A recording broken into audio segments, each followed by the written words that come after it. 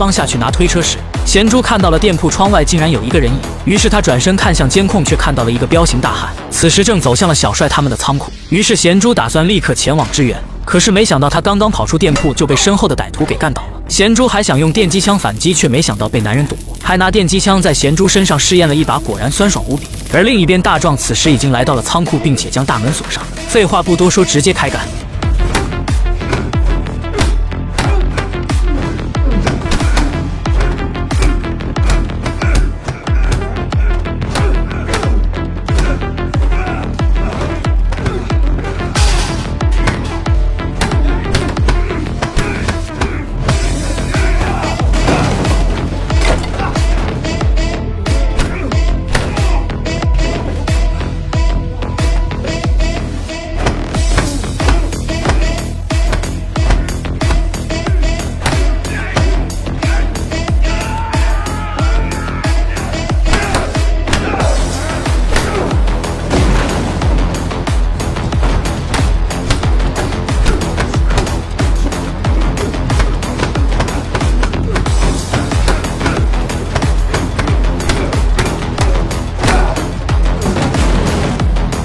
另一个歹徒扛着贤珠正要走，没想到这时贤珠清醒了过来，将自己滚下了楼梯。他不等敌人追来，自己转身就逃，然后掏出靴子里的警棍准备反击。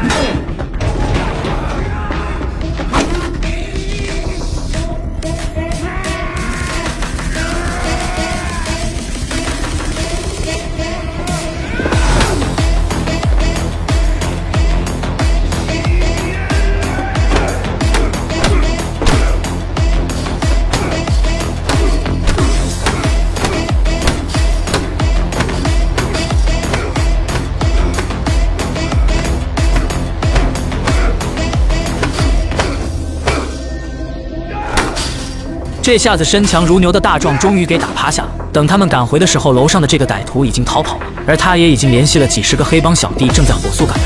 小帅他们还来得及转移这店铺中的几百亿现金吗？欲知后事如何，请看下集。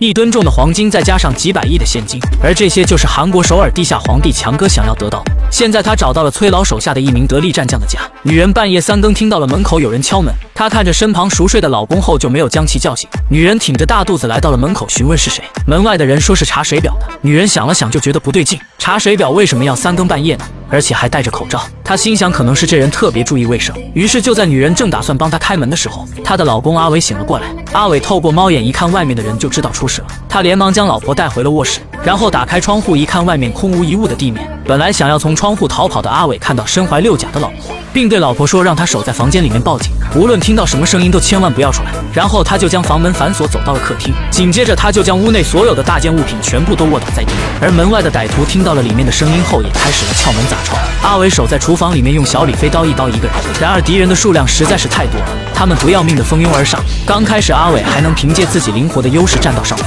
可是渐渐的他受伤的地方越来越多，被这群人一拥而上之后就没有了反抗的余地。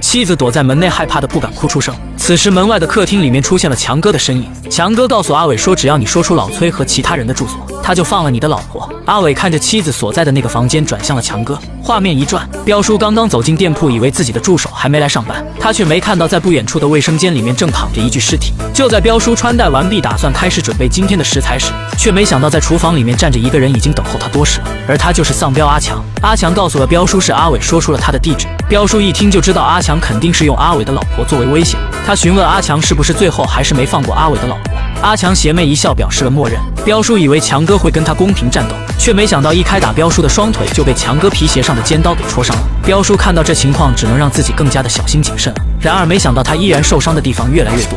而当彪叔想用以伤换伤的打法扭转局面时，却没想到这阿强不讲武德，竟然身上穿着防弹衣，他的菜刀根本扎不进去。而下一刻，他的腹部就被阿强给扎了一刀，倒在了地上。就在这时，彪叔拿出了一把长达1米的唐刀，对着阿强攻击。他利用了长刀的优势，让阿强的武器碰不到自己，然后用尽了自己全身的力气推着唐刀，想要刺穿阿强的防弹衣。可是就在他即将要扎出一个缺口的时候，却被阿强给躲开了。紧接着，彪叔的脸就被阿强的斜刀踢中。最后，阿强拿着唐刀直接刺进了彪叔的身体，一代英豪就这样死于小人之手。而他们下一个目标就是崔老的别墅，一伙人冲进了小院，将别墅团团围住。幸好在客厅里面喝奶的阿邦看到了数个人头闪过，立刻冲进了崔老的房间，让他快走。崔老打开监控一看，已经走不了了，于是让阿邦带他立刻去地下室。然而在走出的瞬间，这群歹徒就破窗而入了。阿邦让老爷子先走，自己留下来阻拦这几十个打手。老爷子来到地下室，打开保险箱，从里面拿出了珍藏的82年小手枪，将精致的黄金子弹一颗一颗的塞进手枪中。楼上的阿邦一个人想要阻挡如此多的敌人，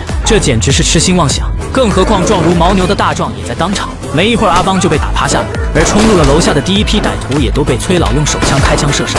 此时楼上的阿邦正在被坏蛋勒着脖子不能动弹，阿邦试图挣脱反抗，却没想到反而被坏人用匕首在身上扎了无数刀，这下子真的要BBQ了。而楼下的大壮则抓起尸体冲向崔老，在硬接了几个子弹之后，他便一把将崔老举到了空中，然后直接下压将崔老的身体拦腰折断。而也就在这时，丧彪强才缓缓走入了房间，看着地上崔老的尸体和保险柜里面的金条和现金，这些唾手可得的东西已经全部都是他的。前一秒还不可一世的财阀富二代，现在已经被